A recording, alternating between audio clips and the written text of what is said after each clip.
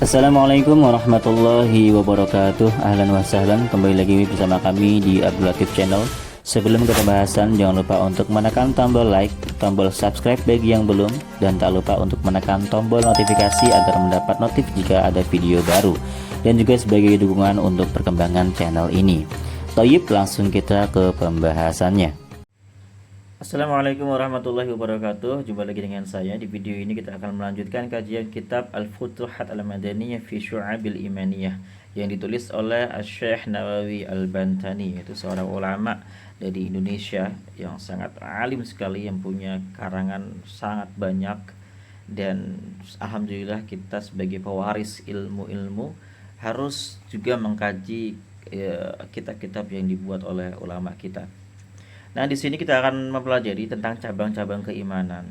Ada 70-an cabang, di mana ketika kita bisa mampu mengerjakan semuanya, maka insya Allah iman kita akan menjadi iman yang sempurna. Tapi jika kita tidak mengerjakan salah satunya, nah itu nggak sempurna imannya. Kata Syekh Nawawi Al-Bantan itu. Nah, di sini kita akan belajar cabang iman yang nomor 1 sampai nomor 6.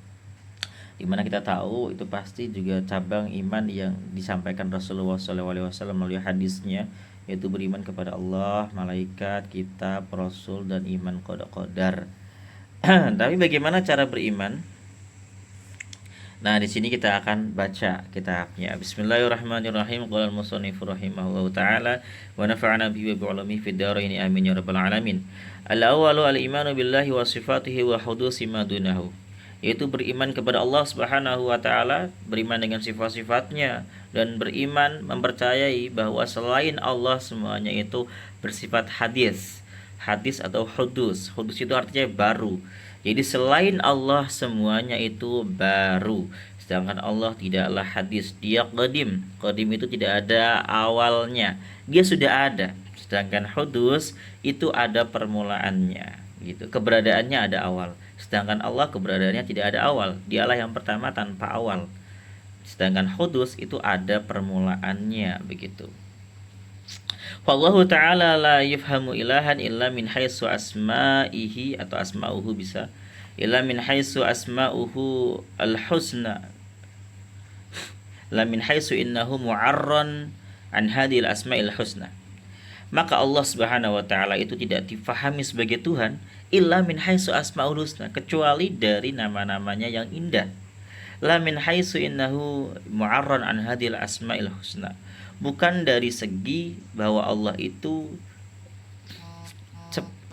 tidak memiliki asmaul husna, maksudnya begitu.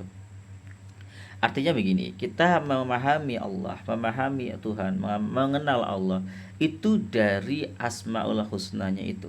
Ketika kita paham seluruh asmaul husna, maka kita akan mengenal Allah dengan benar-benar mengenal.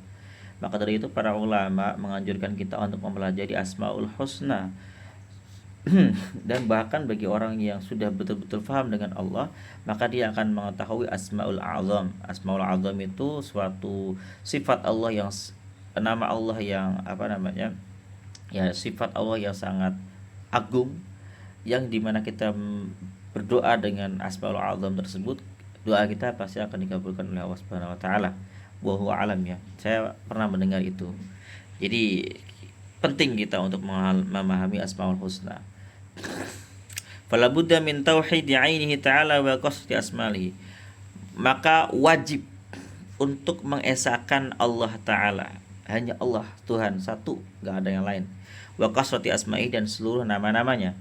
Ya, nama-namanya banyak. Nama itu menggambarkan sifatnya Allah, maksudnya, ya, kayak Ar-Rahman, Ar-Rahim, Al-Malik, Al-Quddus, As-Salam, Al-Mu'min, Al-Muhaimin, Al-Aziz, Al-Jabal, Al-Mutakabbir. Semuanya itu memiliki makna-makna yang mensifati Allah Subhanahu wa taala. Dan kita harus mentauhidkan seluruh nama-nama itu. Artinya misalkan Al-Mu'izzu, zat yang maha memuliakan, maka artinya yang memuliakan itu hanya Allah, gak ada yang lain.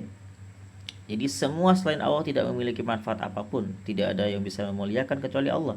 Maka kalau kita melihat orang sedang diangkat derajatnya, sedang dinaikkan pangkat, sedang menjadi presiden atau dan lain sebagainya, itu semua yang berperan adalah Allah yang mengangkat dia, yang memuliakan dia, bukan apapun juga, begitu. Ya, itu pentingnya kita belajar, ya. Wabil majmu'i huwa al-ilah, dan dengan keseluruhan dialah Allah. Al-ma'bud, dialah Tuhan, al-ma'bud maksudnya yang disembah, bihakin dengan kebenaran. Al-mustaghna an kulli ma siwah, dialah zat Allah yang tidak butuh dari apapun selain dia. Al-muftaqirru ilaihi kullu ma'adahu, zat yang semua selain Allah itu butuh kepadanya. Itulah Allah. Allah itu semua selain Allah butuh kepadanya. Jadi Allah lah tempat yang bukan tempat ya. Allah itu Tuhan kita. Semua selain Allah butuh kepada Allah. Dan Allah itu tidak butuh apapun juga. Tidak butuh waktu, tidak butuh tempat, tidak butuh jism atau tubuh atau fisik, tidak butuh fisik. Allah tidak bisa dibatasi. Itulah Tuhan yang sangat tinggi kedudukannya. Nah, gitu. Kita harus beriman betul dengan Allah dan harus memahami sifatnya dengan betul, jangan sampai sesat ya. Apalagi menganggap Allah berfisik, itu naudzubillah kafir kalau kita menganggap seperti itu, kata para ulama. Jadi jangan sampai menganggap Allah berfisik, Allah bertempat, Allah menempel dengan sesuatu, Allah berarah. Jangan pernah menyerupakan Allah dengan apapun juga. Allah berfirman laisa kamitslihi syai'un gitu.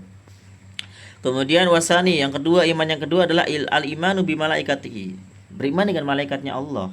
Aksaruhum fis samawati wa hum aksaruhum, kebanyakan mereka fis samawati, di langit, wa hum la ya'sun Allah, mereka tidak bermaksiat, tidak membantah Allah, ma amarahum, terhadap apa yang Allah perintahkan, wa la yaf'aluna ma yu'marun, dan mereka mengerjakan apa yang mereka perintahkan. Jadi mereka itu selalu menaati Allah. Apapun yang diperintahkan Allah, malaikat pasti mengerjakannya tanpa berpikir panjang. Dan mereka nggak mungkin bermaksiat kepada Allah, nggak mungkin membangkang gitu. Itu malaikat. Kemudian wasalisu al imanu bi kutubih, beriman dengan kitab-kitabnya Allah. Allati unzilat ala anbiya'ihi, yang diturunkan kepada para nabi-nabinya Allah. Minha suhuf Ibrahim, di antara kitab-kitab Allah itu tadi adalah suhuf atau lembaran-lembaran Nabi Ibrahim, wa Musa alaihi wassalam, dan lembaran-lembaran Nabi Musa. Jadi Nabi Ibrahim itu mendapatkan lembaran-lembaran dari Allah, lembaran-lembaran yang berisi petunjuk ya. Kemudian Nabi Musa juga mendapatkan lembaran-lembaran dari Allah Subhanahu wa taala. Nabi Musa juga mendapatkan kitab Taurat. Kalau kita Nabi Muhammad SAW itu mendapatkan Al-Qur'an, itu kitabnya Allah. Kita harus beriman bahwa itu dari Allah, begitu. Kemudian warabi' al-imanu birusulihi, beriman kepada rasul-rasulnya Allah. Alladzina ursilu ila umamihim, rasul-rasul yang ditutus kepada umat-umat mereka. Wa bima ja'at bihir rusulu min indillah, dan beriman dengan apapun yang rasul-rasul itu bawa dari sisi Allah. Minal awamiri wal manahi wal ahkami, maksudnya baik itu dari perintah-perintah Allah, larangan-larangan Allah, dan hukum-hukum Allah. Jadi apapun yang dibawa Nabi, kita itu harus beriman. Harus beriman. Perintah, larangan, dan hukum-hukum. Jadi Islam itu simple. Bagaimana berislam dan beriman itu? Ya, kita beriman dengan apapun yang dikatakan dan disabdakan Rasulullah SAW, yang diperintahkan Rasulullah SAW, apapun itu. Dan hukum-hukum kita harus tunduk dan patuh. Itu namanya beriman, iman yang betul. Wal khamisu, adapun yang kelima, iman yang kelima, al-imanu bil qadar, yaitu beriman kepada takdir ya. Wa fil hadis, dalam hadis disebutkan Rasulullah SAW bersabda, la yu'minu abdun, tidaklah beriman seorang hamba, hatta yu'mina bil qadari khairihi wa syarrihi, hingga dia beriman tidaklah beriman seorang hamba hingga dia beriman kepada takdir, mau takdir baik maupun takdir buruk. Wa hatta ya'lamu ya annama asabahu lam yakun liyukhti'ahu, dan tidak beriman seseorang hingga dia mengetahui bahwa apa yang telah ditakdirkan kepadanya itu lam yakun liyukhti'ahu, tidak mungkin luput dari dia. Artinya sesuatu yang sudah ditakdirkan untuk dia tidak mungkin tidak kena dia, pasti itu akan mengenai dia takdir itu. Gitu. Misalkan Paki dia ditakdirkan kehilangan uang, maka tidak mungkin dia tidak kehilangan uang dikala di takdir itu. Gitu, jelas. Kalau ketentuannya A, pasti yang menimpa dia juga A, begitu. Itulah takdir.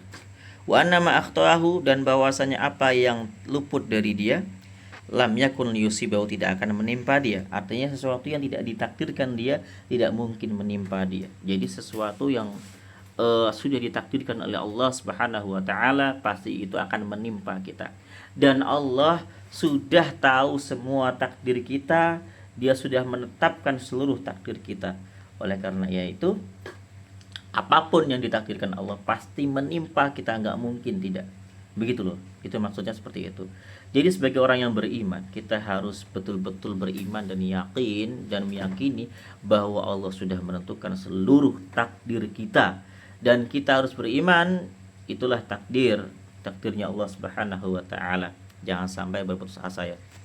Kemudian wasadisu al-imanu bil yaumil akhir, yang keenam adalah beriman kepada hari akhir. Al-qiyamati asyamilati bil ba'si wal hisabi. Maksudnya adalah hari kiamat yang mencakup seluruh kejadian di hari kiamat. Apa saja? Yaitu al-ba's, kita akan dibangkitkan setelah mati nanti. Hisab, kita akan dihitung seluruh amal-amalnya. Kemudian wal jannah, orang yang baik yang banyak timbangannya akan masuk surga dan neraka. Kemudian as-sirat, kita harus beriman ada sirat nanti, ada jembatan nanti yang harus kita lalui. Kemudian al-mizan, kita harus beriman ada timbangan di sana yang menghitung, yang menimbang amal kita. Jadi ada yang dihitung, setelah dihitung ditimbang gitu. Kalau timbangannya berat ya, fa amma man thaqulat mawazinu, maka barang siapa yang berat timbangannya, fahuwa fi 'ishatir radiyah, maka dia akan ditempatkan di surga. Kita harus beriman semua. Ini hal-hal gaib, hal yang nggak bisa kita lihat saat ini. Ini kita harus beriman supaya iman kita sempurna. Demikian yang dapat saya jelaskan. Kalau ada pertanyaan silakan tanyakan di kolom komentar. Assalamualaikum warahmatullahi wabarakatuh.